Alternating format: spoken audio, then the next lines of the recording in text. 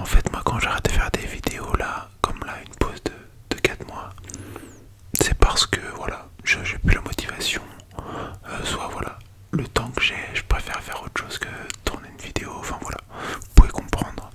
Euh, mais j'ai toujours en fait moitié envie de temps en temps de me dire allez pourquoi pas ou quoi, mais bon, je le fais jamais.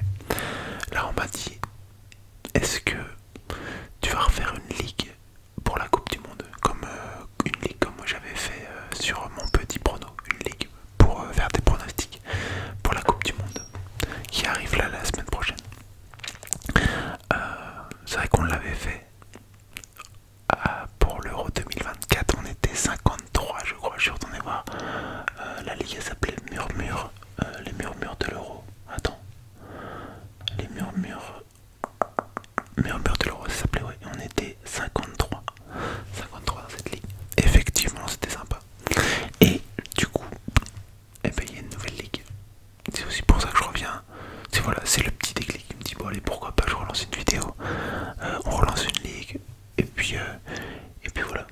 Je sais que ça vous avait bien plu donc pourquoi pas refaire ça. Ça va s'appeler Mur Mondial cette année. On essaie de rester dans le thème du murmure mais voilà, va s'appeler Mur Mondial. Vous aurez les infos en description. Je peux vous mettre peut-être le code là sur la vidéo. Mais, euh, mais voilà, pour ceux qui connaissent pas, c'est assez simple. Quand tu t'inscris, tu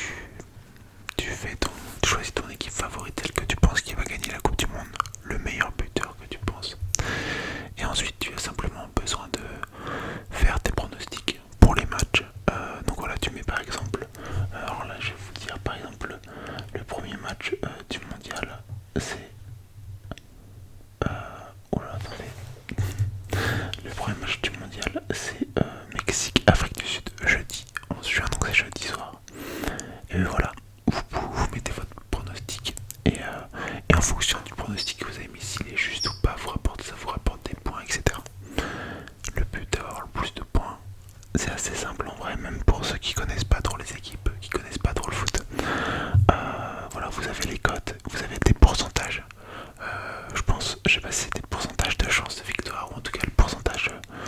Par exemple, là on peut voir sur Mexique-Afrique du Sud de jeudi, on peut voir que le Mexique est 82%, il y a 10% pour le nul et 8% pour l'Afrique du Sud. Donc en gros, le Mexique est favori. Puis quand on regarde les cotes misées sur l'Afrique du Sud, sur le Mexique, ça va rapporter moins de points s'il gagne, etc.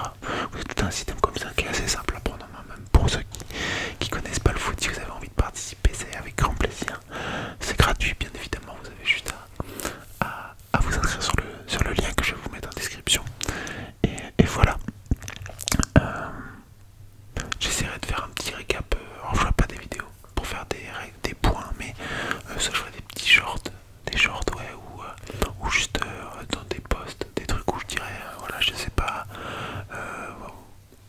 au bout d'une semaine dire bah voilà pour l'instant c'est ce trio qui est en tête en termes de points, etc. Pour vous tenir au courant un petit peu de l'avancée pour ceux qui suivent pas forcément, enfin qui sont pas forcément dans la ligue mais qui ont envie de suivre un minimum. Donc voilà.